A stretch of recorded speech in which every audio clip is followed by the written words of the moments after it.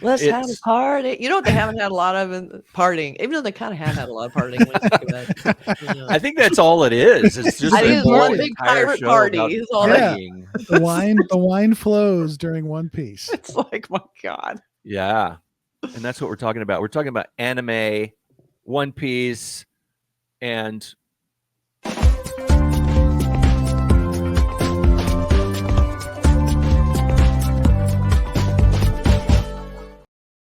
yeah. To One Piece. As we delve deeper and deeper, even though we've barely scratched the surface, even though this is the 8th story arc of the entire series, there's about 500 arcs to go or something like that. I know we're only on the 2nd saga, but there's many more to go. But I'm really enjoying it, and it makes me even more excited for the next live action that they're going to do, because that first one I thought was really well done, and that was interesting. We were watching it as we were doing the anime, so we didn't know what was going to happen. A lot of people already had the info, so they're watching it knowing who people were, knowing the backstories.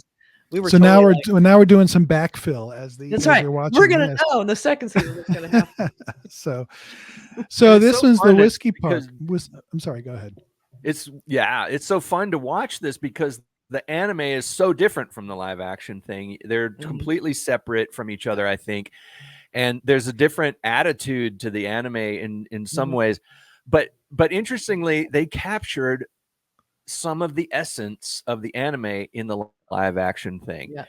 But you can watch both and not be like bored or anything and feeling like I've seen this before. It's like, no, you haven't really. You've seen a version of it. And I just think it's so well cast too, but we're not talking about live action, are we? We're talking about anime. Yeah. So this is also the Whiskey Peak arc, which is also referred to as the Cactus Island arc. Yes. Right. And so, it's just like as they're heading down the path to the ultimate goal. Yeah. There's another stop along the way. Yeah. They Meeting go over the giant thing islands. where they go up the side of the river that goes over the barrier, and it's like those rite of passage moments in the show, you know. And this is like one of the giant rite of passage things. They have to they encounter the whirlwind guy on the way up, and then I believe they murder him and by throwing him in the water or something. But he's probably not dead. He's probably going to come back. Always works. Then they meet the whale, and then but Whiskey Peak is it's interesting because during the whale episode we met two characters, Miss Wednesday and Mr. Nine, or I think what is his name? Mr. Nine and Miss Wednesday. And they're very dapper. But they seem really evil because they want to kill the whale and take it back and eat it. Their only island evil or whatever. people want to do that. That's not good. Yeah, right. Then we find out that spoiler. We find out that she is kind of a good person who's been hiding. And when we get to Whiskey Peak, what's interesting is usually when they arrive and when they say, I want to be king of the pirates, it's like, don't say that because people hate pirates, right? They hate pirates. You don't want to be a pirate. But not this when place. They get to Whiskey Peak, they're heroes. Everybody loves them. They're like, welcome with open arms, which is kind of drink, meet our women. It's awesome. And when it happens to me, when I go into a strange town, I'm very like, it was very relatable.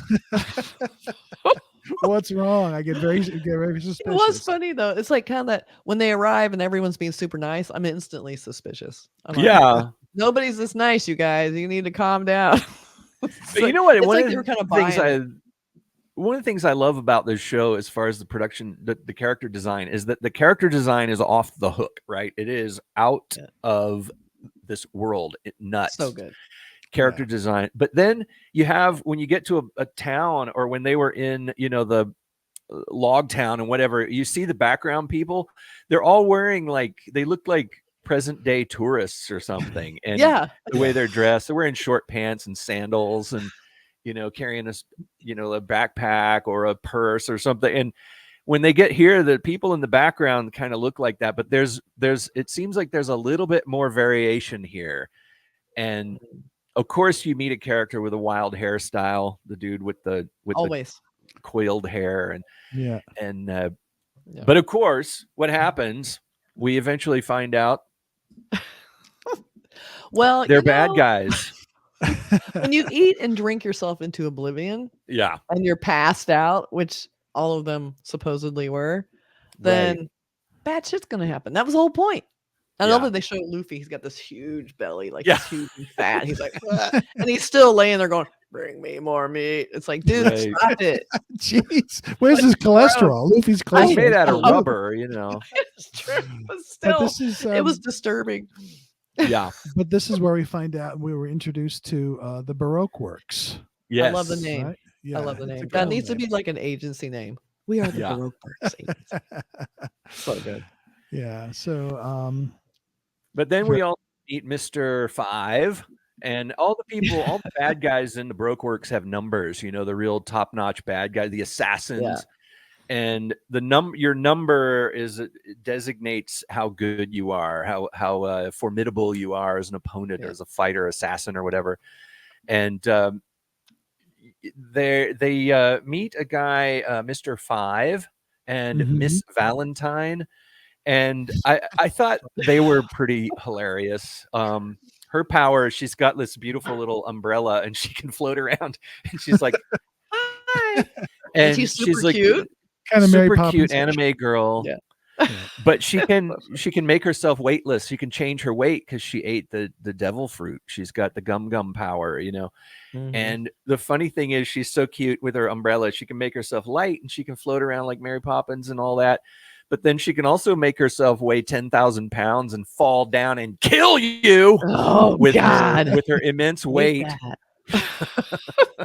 I like too, like when everybody was all passed out, like right when this was all happening, everybody's all passed out, but Zoro and Nami are kind of faking it. Like they're like, we're not going to be like these idiots, you know. And then of course the big attack. The whole point was to make them catch them off guard, pass them out, and they're going to attack. Of course, Zoro's just like ding, ding, ding, just killing them all off like it was nothing. He's just like, he's just sort of standing there, boop, gone, dead. It's kind of awesome. He's like, yeah, okay, I'm just gonna take a break here and kill all these people attacking me. No big deal. It was pretty funny.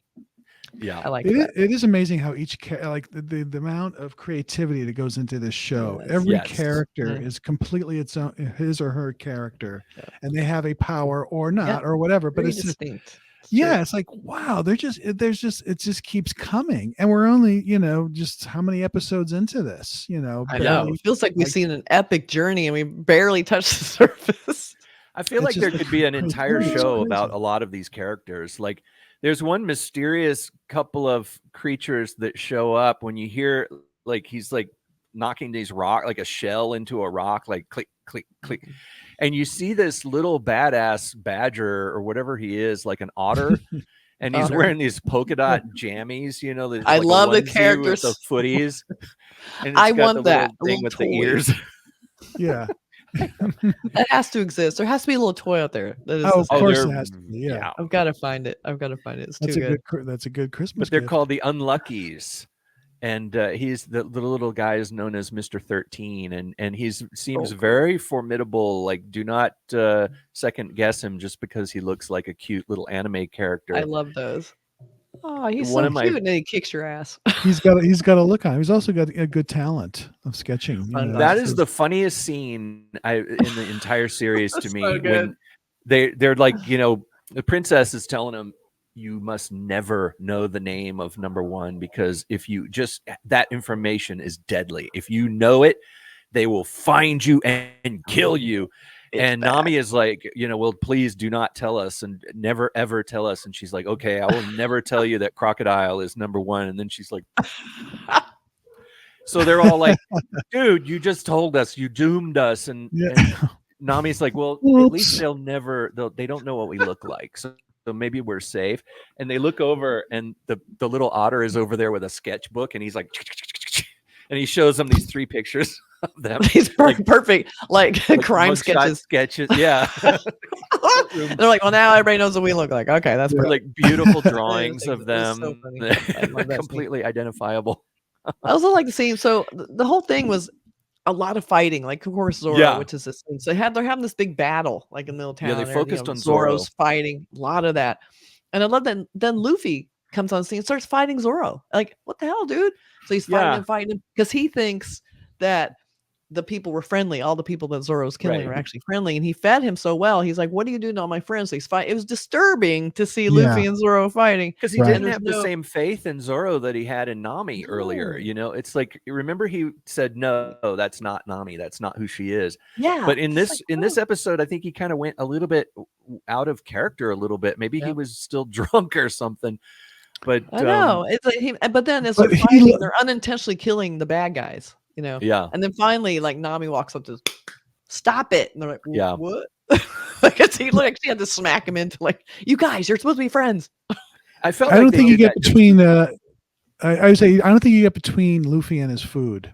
That's mainly the lesson. Yes, problematic. That is. Yeah. But I think they did that so they could have an episode titled Luffy versus Zoro, you know. Yes, it's very suspenseful. And it like, was. What? Even though technically, Luffy is susceptible to slicing. So Zoro would be the one to beat him, right? So yeah. So Zoro's definitely holding back because he wanted. And Zoro knows that if you throw him in the water too. I think the water thing works for all of them though, right? Isn't water anybody that has the devil fruit powers, the water is the. Tell us in comments. Is water something for all of them or just Luffy? Is that just the rubber thing? We don't know, but let us know in comments. But they all seem to have weaknesses. Yeah, they do. So Luffy and Zoro are friends again after I've been smacked around a little bit. It's so funny. And then, like you said, we see, you know, the otter who's doing the sketches of everybody, and now they're supposed to move on again, and they get that gift. What was the gift called again? The navigation tool.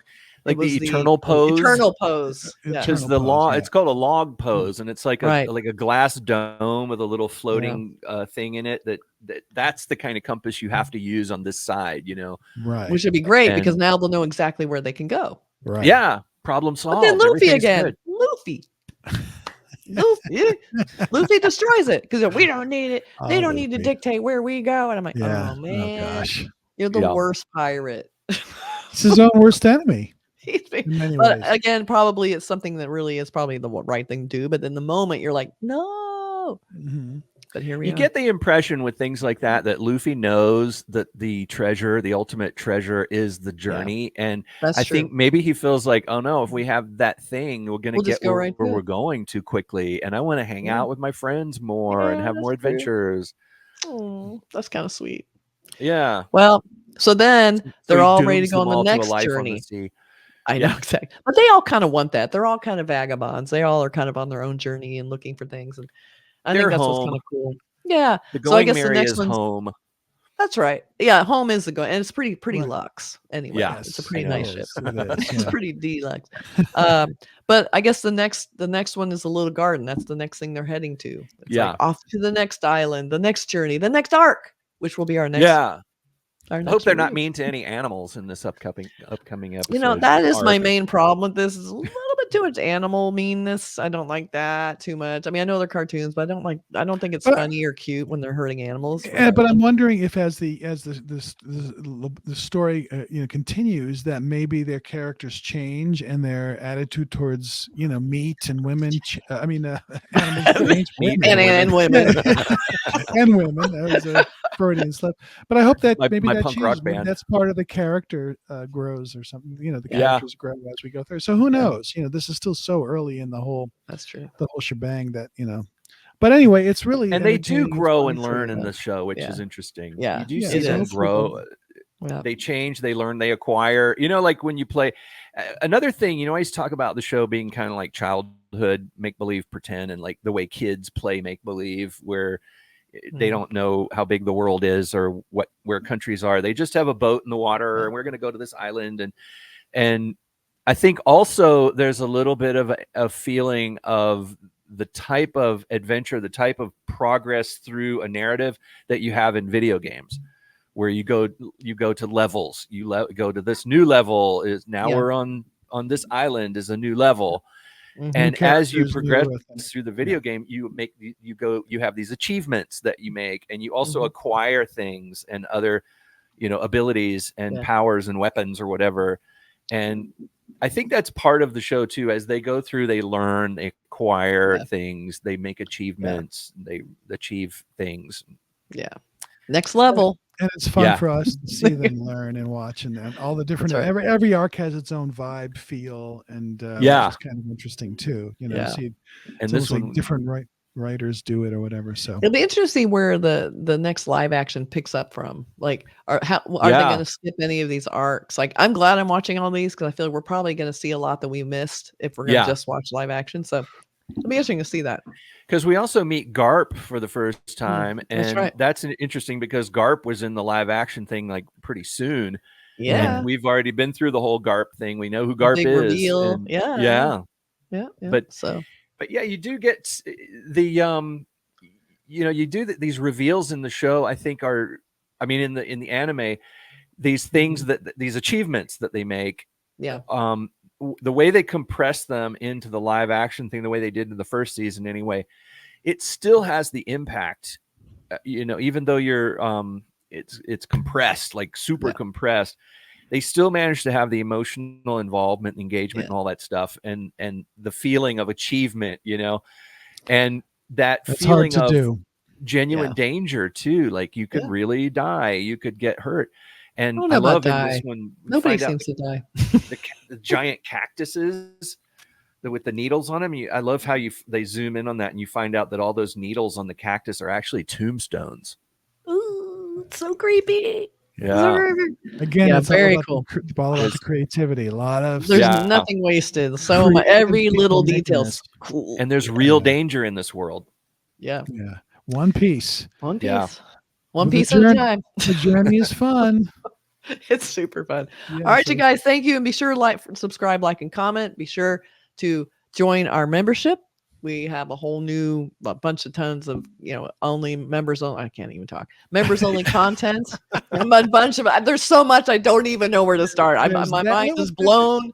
Kathy, there it is right there. And there's the cost. And then also, of course, we have a Patreon channel. We have Discord. There's a lot of, you can text us and we can have conversations that way. It's a fun community. So consider joining. We would really appreciate it. You can be a real Cinemondo consumer and buy one of those cool shirts that Kathy wears sometimes, the pirate crew pirate flag. Cinemondo pirate flag. I should have worn it for this. Oh yeah, that's right. But yes, definitely join the crew, and we're gonna be probably doing more pirate themed wardrobe stuff, so be sure to check that out. And see you soon. Bye. See you the next arc.